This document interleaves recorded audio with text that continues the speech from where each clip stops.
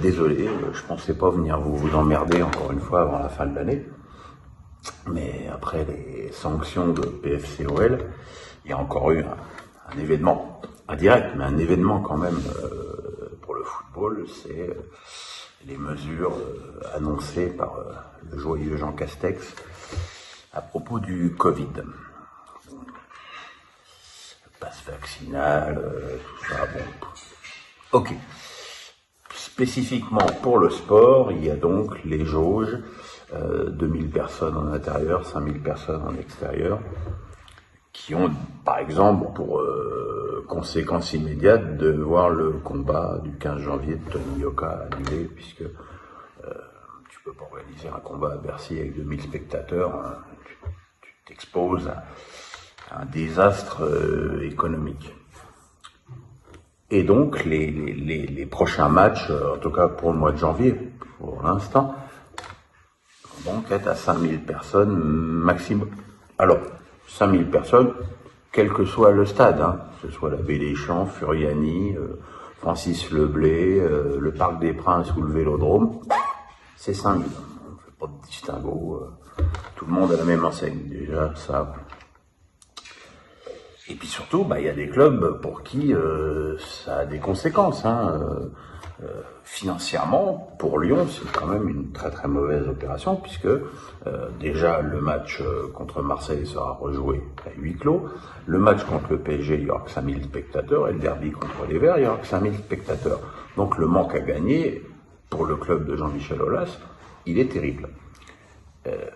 Autre conséquence, le derby en Coupe de France entre Lens et Lille, qui doit avoir lieu mardi soir. Pourquoi mardi? On va en reparler.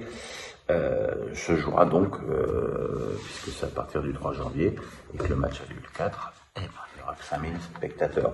Donc, en toute logique, Lens a demandé à ce que le match ait lieu le week-end. D'ailleurs, je pense que la place de ce match, c'était le week-end. Honnêtement, il n'y a quand même pas des affiches vrombissantes sur ce tour de Coupe de France. C'était le match le plus alléchant.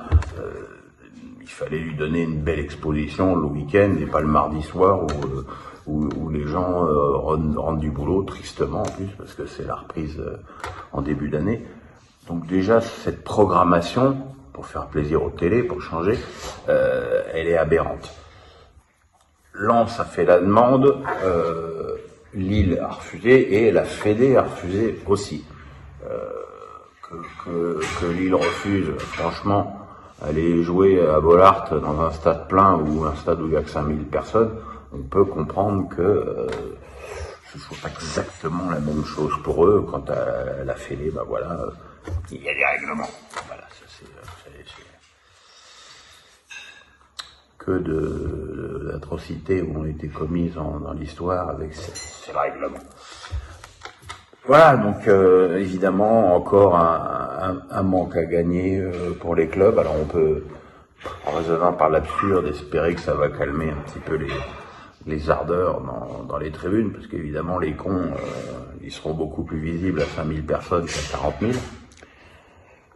Mais c'est encore un coup dur pour le foot français, parce que ça fait encore des recettes en moins.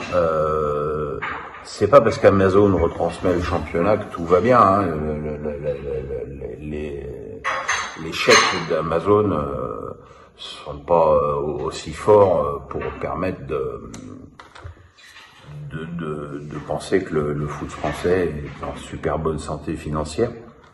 Donc voilà, c'est un nouveau coup dur. Faut espérer que, comme le disent pas mal de scientifiques, ce variant Omicron est plus contagieux et moins virulent, et que la situation sera rapidement rétablie. En attendant, ne buvez pas dans le train, c'est vilain.